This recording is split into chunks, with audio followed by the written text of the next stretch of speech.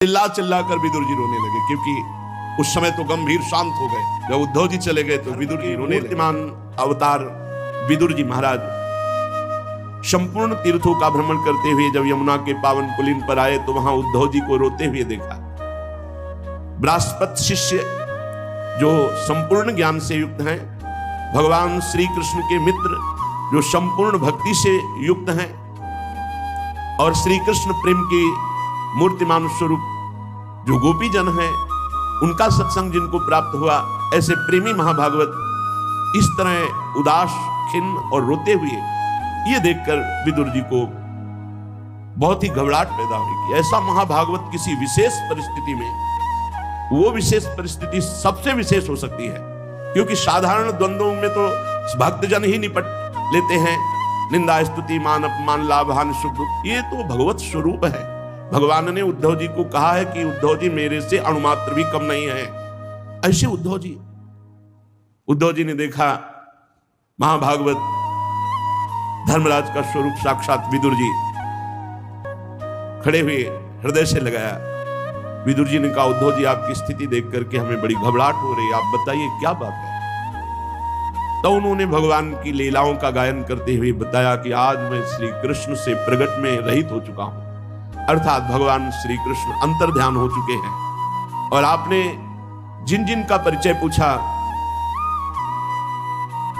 कौरववंशियों का, यदुवंशियों का, सब पधार गए।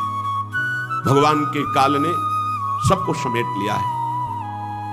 मैं उन भगवान से रहित हो चुका हूं जिन्होंने छठवें दिन ही पूतना जैसी राक्षसी को वो पदवी दी जो धाय मां को दी जाती।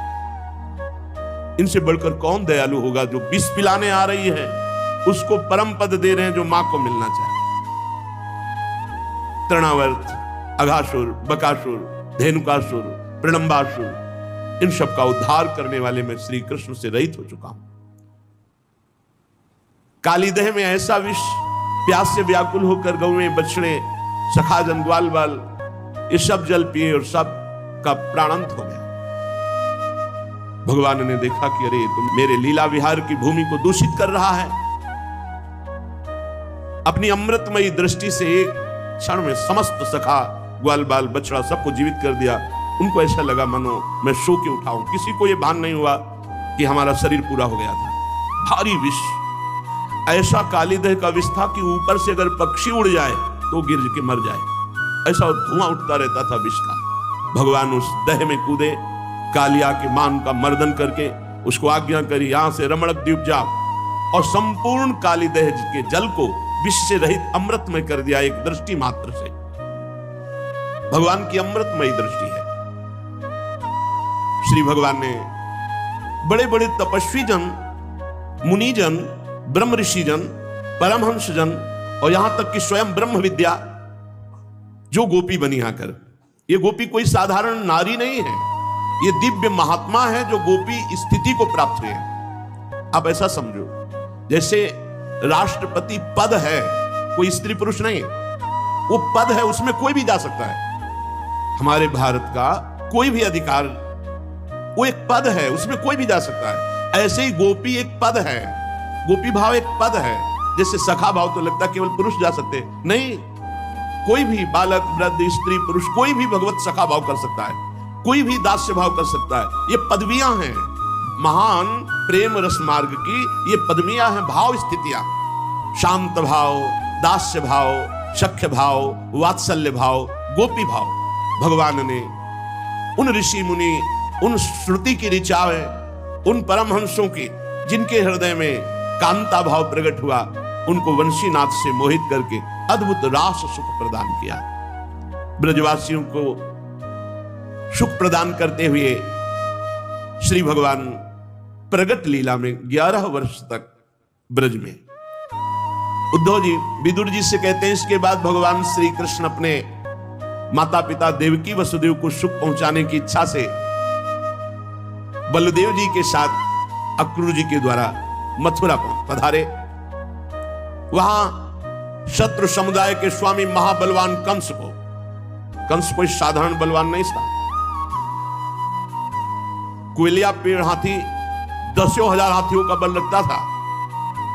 उसको अपने अधीन किया, बड़े बड़े राजाओं को परास्त ऐसे खेलते हुए कर दे, तब जरासंध जैसा महाबलशाली राजा जो 20,000 राजाओं को बंदी बनाए हुए था, अपनी 2 पुत्रियों का ब्याह कंस से किया, रीझ कर कि ऐसा महाबलशाली। भगवान कंस को ऊंचे सिंहासन से केस पकड़कर घसीटते हैं। क्यों? इसने देवकी जी का सर्वप्रथम केस ही पकड़ा था गला काटने के लिए, जब आकाशवाणी हुई कि 8वां पुत्र तेरी मृत्यु का कारण बनेगा, तो आज जिससे पुत्र होगा उसी को नहीं रखूंगा। भगवान ने सिंहासन से पटक दिया, पटकते ही उसके प्राण चले गए और उसको केस पकड़कर घसीटा। वही भगवान संदीपनी मुनि के द्वारा अपना शिष्यत्व पुष्ट करने के लिए एक बार उच्चारण किए हुए सांगोपांग चारों वेदों को धारण करते हैं। कौन भगवान पढ़ रहे हैं? जिनकी श्वासों से वेदों का प्रादुर्भाव हुआ है। जाकी श्वास वेद श्रुतिचारी सो हरि पढ़े, ये अचरज बात। शिष्यत्व, जो लोग कहते हैं बिना गुरु के क्या कल्याण हो सकता है, उनको उदाहरण लेना चाहिए। क्या जगत गुरु भगवान श्री कृष्ण को किसी के शिष्य बनने की आवश्यकता है? कौन सा ज्ञान प्राप्त करना है, कौन सा मंत्र, जितने ज्ञान सब आपके ही तो हैं। क्या भगवान मर्यादा पुरुषोत्तम श्री राम को किसी को गुरु बनाने की जरूरत है? लेकिन योग वासिष्ठ में देखिए, गुरु पद में वशिष्ठ जी विराजमान और भगवान शिष्यत्व स्वीकार करके ज्ञान प्राप्त कर रहे हैं। हे श्री राम, आप ऐसा समझिए, वशिष्ठ जी समझा रहे हैं। विश्वामित्र जी की आज्ञा पर भगवान पुष्प लेने जा रहे हैं, संध्या वंदन के लिए चरण चाप रहे हैं, विविध आज्ञाओं का पालन कर रहे हैं। क्या भगवान को किसी की आज्ञा पालन करने की जरूरत है? जो समस्त ऋषि मुनि भगवान की आज्ञा का पालन करते हैं, वेद भगवान की वाणी साक्षात वांग में भगवत स्वरूप है। कौन ऐसा है जो वेद का पालन ना करके भगवत प्राप्ति किया हो? प्रारंभ में सबको वेद अनुशासन में चलना होता है, फिर एक स्थिति प्रेम की आती है जो वेदान्नपि संन्यस्ति, जो वेद का भी त्याग कर देते, पर चलना वहीं से होता है, प्रारंभ वहीं से होती है। ज्ञान की पूर्णता वेदांत से होती है, प्रेम की पूर्णता वेद के भी संन्यास से, वेद का भी संन्यास। भगवान नीचे बैठे हुए हैं, संदीपनी मुनि ऊपर बैठ करके वेदों का गान कर रहे। एक बार में सारे वेद भगवान ने कंठस्थ कर लिए और दक्षिणा स्वरूप से उनके पधारे हुए पुत्र को ला करके प्रदान किया। भीष्मक नंदिनी रुक्मिणी के सौंदर्य से, उनकी प्रार्थना से, उनके भाव से प्रेरित होकर भगवान वहां गए और रुक्मी और उनके सब मित्रजन, शिशुपाल आदि सहायकों के साथ सबके सिर पर पैर रखकर गांधर्व विधि के द्वारा श्री रुक्मिणी जी का हरण करते हैं और गांधर्व विधि से विवाह करते हैं। जैसे गरुण अमृत का कलश ले आए, रुक्मिणी जी ने कहा था कि आपको इसी विधि से मुझे स्वीकार करना है। अगर आप नहीं आते हैं, ब्राह्मण के द्वारा खबर भेजी थी, तो कोई शिशुपाल आदि स्पर्श भी नहीं कर सकते। मैं अपने शरीर को पूरा कर दूंगी, फिर जन्म लूंगी, फिर भजन करूंगी और आपका ही वरण करूंगी। भगवान ने, रुक्मिणी जी ने जैसा चाहा था वैसा ही किया। हमारे प्रभु का स्वभाव है, जैसे जो लोग समझते हैं ना कि भगवान माखन चोर, भैया जिसके 9 लाख गौवें हो तो वहां बाबा के यहां कुंड बने थे, दूध के, दही के, घी के। अगर लाला दिन भर नए नए कुंडों में नहाए तो भी लाला का नहाना कम हो सकता है, दही कम नहीं हो सकता, दूध कम नहीं हो सकता, घी कम नहीं। रोज हजारों, दसियों हजारों संख्या में तो केवल गोपगण सेवा में थे गौओं की। ऐसा वैभव नंद बाबा का और उनका लाडला। आप विचार करो जरा, चोरी तो तब की जाती है अभाव में। अभाव हो तो चोरी करे, तो फिर ये क्यों लीला में सुना जाता है आज होगी माखन चोरी लीला? ऐसा क्यों कहा जाता है? इसलिए कहा जाता है कि गोपी जनों ने भगवान से ये याचना की। जब वो आती और भगवान की बाल लीलाओं में छकी हुई यशोदा मैया को देखती तो विचार करती कि क्या कभी मेरा ऐसा सौभाग्य हो सकता है, मैं सुंदर गाय का दूध दूं, फिर उसका दही जमाऊं, फिर उसको बिलोऊं, फिर मक्खन निकालूं और ऊंचे पे टांगूं, और लाला चुपके चुपके आवे और फिर वो चोरी चोरी पावे और फिर हम उसे डांट लगावे। तो जैसे मैया के सामने भयभीत होते वैसे मेरे सामने भयभीत, पर मेरे सौभाग्य ऐसे कहां। तो ये था मम प्रपद्यन्ते तास्ततै भजाम्यहम्। मेरे भगवान भक्त के लिए क्या नहीं कर सकते।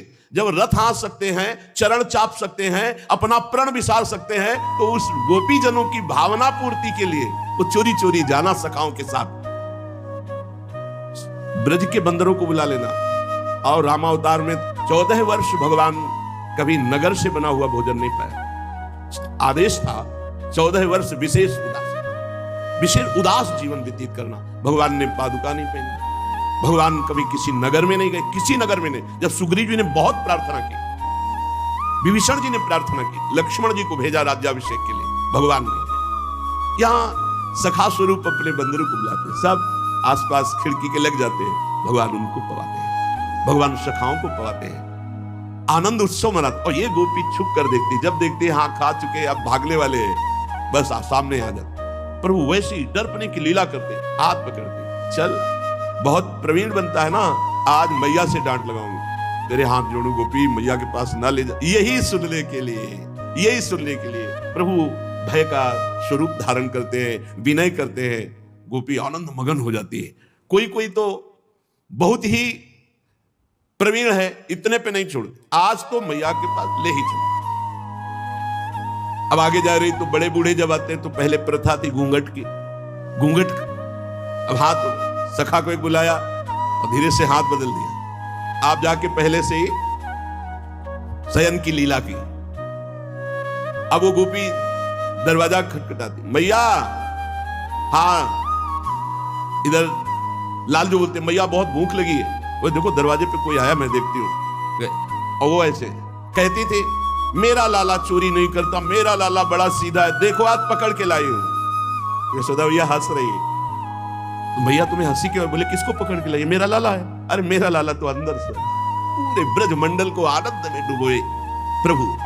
भगवान चोरी करेंगे? भगवान को किसी वस्तु का अभाव है? अरे आप उस स्वरूप में मत मानो कि सच्चिदानंद त्रिभुवनपति भगवान, अरे तो अकेले लड़का है नंद बाबा के, कुछ कमी है? वो 10, 20, 50 मन रोज मक्खन बांटे, कमी है वहां?